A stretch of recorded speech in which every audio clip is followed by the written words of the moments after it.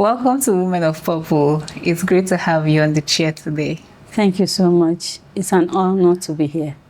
So today I want us to speak about the essence of success, about what it really means to us, not just what the society, interprets it as. I love that you have been able to make a mark for yourself in your business as a fashion designer. But I also love that you have been able to pour into others in the ways that you have. Can you tell us what truly inspired you to go beyond personal achievement to, impact? Okay. Thank you very much.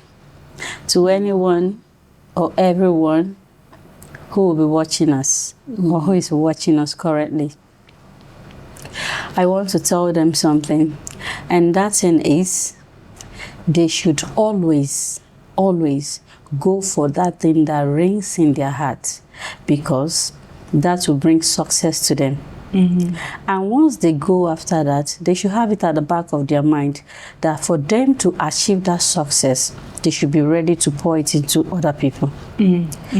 So, what really defines success for me from the beginning has to do with my determination to learn, and afterwards, my determination to make sure people around me achieve something from me. And so the story began by a frame of mind, and this frame of mind has to do with a thirst, that thirst for knowing how to do something. And what is this? Knowing how to create my own kind of design in fashion. Now, from the beginning, I had no knowledge in fashion. But then, because of the disappointments I got from tailors and the rest of them, I came back from school and then decided to go learn. While I was learning, I put in everything I've got. The focus, the attention, the question asking, because you have to ask questions. I asked a lot of questions to a point my boss said, I don't know if you are the teacher now or you are the student. So, but that was because I had that urge to learn. If I'm here to learn, I have to learn everything about this. Before then, I didn't have it in mind to venture into fashion. I was only doing that just to take care of myself, my family, my relation, anything, my friends and everyone around me. But then, after learning this fashion, I started making something for myself. I go to work. People see something I'm putting on. They said, wow, this is beautiful. I said, in my head, I started thinking about business. I can actually make this for you. Yes. I can actually make this for you, but you have to pay me something small.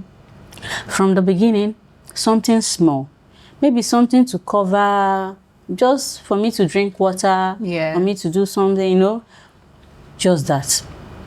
Later on, I continued with my work, and then at the point of me getting married, I sat down and I talked about everything, because I had to resign. I work in an oil company, and that it doesn't give me time at all for any other thing.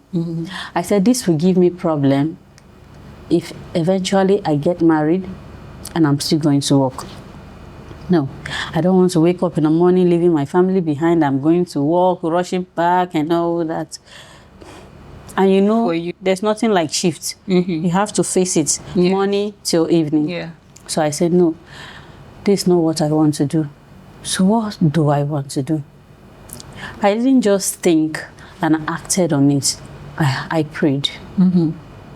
So eventually I got married. I was at home remember I had resigned. No work, no business. Every day I take my bath, I have to go somewhere. I have to do something. I realize there's nothing for you to do. So anytime my husband comes, I say, Obi, that's what I call him. Obi, I don't like this house I'm staying. He said, don't worry. God will bring something. But what would you like to do? So I said, I don't know. But I like cutting something, cutting. So I call those people they call Obioma. I'll call them. Because when I go to a fashion designer, he or she wouldn't give me an opportunity to direct them on what to do. And remember, they had already disappointed me a long time ago. I called Obioma. Come. I had 2 persons I usually call. When they come, I'll tell them, okay, do it like this. Remember, I had already cut it in the house. I was okay, bend it like this, do it like this, do it like this. When they finish these clothes, you will think it's a fashion designer that created that clothes. It's not an Obioma that joined them. To a point, my neighbors around, they already know me as a fashion designer that doesn't go to a fashion house. So from there, sometimes when God speaks to you, he doesn't just come in a dream. There are messages like that. Yes. But he speaks to us in different manners. Exactly. And he spoke to me with what I was already doing. My daughter, what are you even looking for? You're already doing what you know how to do. So I told my husband, I said, Kai, I like this fashion, this sewing, I like it. He said, okay, no problem.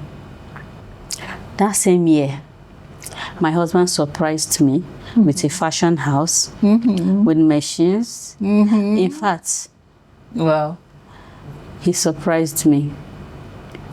And this particular platform, I've been using that platform to bless people. Yes, it's a business. I do business. Yes. But to pour into people makes you receive more. Exactly. So I've been using it. Once in a while we hold workshops, and the workshops are free. Sometimes we do for 1 week, sometimes we do for 2 weeks maximum. Then for those who have this idea of going into fashion, but they just want to test waters to see if it's something I would really like or not, you're free to come. We'll take you on that 2 weeks or 1 week, and then you see if you'll be able to develop an interest in the field. If not, goodbye. If you really like it, let's go. So from that, after the 2 weeks, it's either you register with us with an amount that is not equal to the amounts we take in. Okay. Yes. Or if I see that the person is a determinant, I can take out the money totally and coach the person without receiving anything, depending on the kind of students I see. So with that, God has been taking me further and further and further. When I started, I decided to really touch round. That is to pour into people first. I poured into some people with some designs, with some clothes. After doing that, God started blessing me with House of Reps. That's basically gifting people clothes. Gifting people clothes, yes. Amazing. I'll call you. You That's pick a what you want. strategy in itself. It's a strategy, yes. A market strategy. I took to some senators, I took to a House of Reps, I took to some men of God. First to men of God. I said, pick anything you want, any design you want. And these clothes I'm talking about, they are not just the clothes you bail, you go and pick bail. No, I make sure whatever I give to you costs me something. Because when I give something that costs anything, the quality of customers I want to get. That's the quality of material I want to give. So I gave quality materials to quality individuals. Even some people that one will say, no, I can't get, the person can't afford it. I gave. Because I know giving to you will cause a blessing to flow. Yeah. So I did all that. After doing that, I have senators that are sewing with me, House of Reps sewing with me, men of God sewing with me, and these particular people brought in more people, more customers. Yes, they brought in more customers. So on the long run, God has helped me to impact knowledge, resources, and many more into people. And God has always blessed me in return for doing that. And the joy I get in training people and seeing them succeed, oh, it's a lot. Because believe me or not, nobody can pay you. Truly. It can never equate the kind of thing you give, the knowledge you give. Nobody can pay for that. Even if there's a price attached, you end up giving more than that price. Yes. So, thus far, God has helped me. And to me, success has always been what I see from the life that have learned from me. The people I've seen, their success has always been my success. It has moved away from personal achievements. Yes. Now, it has moved away from that. Success is now the success of other people. As far as you are involved in making that memory, in creating that success, you are already a successful person. Amazing. I love that you have been able to find that balance between business and trying to make impact, because business is business. You've invested a lot, so you have to get your profits back. But at the same time, you're not focused on the numbers in your bank account. You also want that the woman next to you is empowered. Yes. And I love that you have found a way to maybe once in a while, pour into this woman or men. Even men. Yes. Or men. Yes. So it's amazing. Can you give a testimony or a particular situation that you hold dear to heart when you think about how successful this person has become? I'll also tell you first about one of my students. When she came in, she was a copper. And then she came, she said, Madam, I really want to learn. I've been looking for a place to learn, but my spirit just directed me here. I said, okay, but I'm a copper, I don't really have much. Can I pay some amount? I said, are you determined to learn? It's not about the money. This is the amount we take. She said, Yes. I said, don't worry, don't panic. Do you have that willingness to learn? She said, yes, ma'am. I said, no problem. If you are faithful to whatever you are coming into, then you will get whatever you're looking for. She said, no problem. She started. I have a process. In fact, if you learn with me, you will find out that fashion is not difficult. Yes. I saw that seriousness. I saw that determination. I said, yes. And I can tell you that today. Yes. Today, she owns a fashion outlet in Kubwa. Amazing. Yes. Not just her. I can go on and on and on and on and on. So when I look around and I see all this, it fills my heart with great joy. I'm so happy. I say, yes, this is what I want. That's at the end of all my business, my tutoring, everything that has to do with fashion, I should relate and say, I have done well. If you say this, you say this, you say this, you say that, you know, yes, I've done well. So that has always kept my spirit uplifted. Right. Yes. And I think it's even more fulfilling. More fulfilling. It's important to see the numbers in your bank account too. Yes, Let's yes. be honest. Not just that. Do you know, recently I was making, I think that was last year, I was making this costume. There's this costume in my children's school. They already know me as a fashion designer because of the kind of outfit my children go with. Okay. If I'm a fashion designer, it should reflect even in my children. Now they just rounded up their sports festival, this inter-house sports. Yeah. And then the whole of Blue House, they contracted me to make their dress. Let me tell you, Blue House had always gotten the last position. But this time, including the early years and the graders and the secondary, they took first. Amazing. Amazing. Because of their outfits. Oh, they kept saying it. A wonderful attire, wonderful attire. Oh my goodness. At the end of the inter-house sports, Yes. the hug they gave me, Yeah. I was so happy. I was so happy. So, you can see the connection.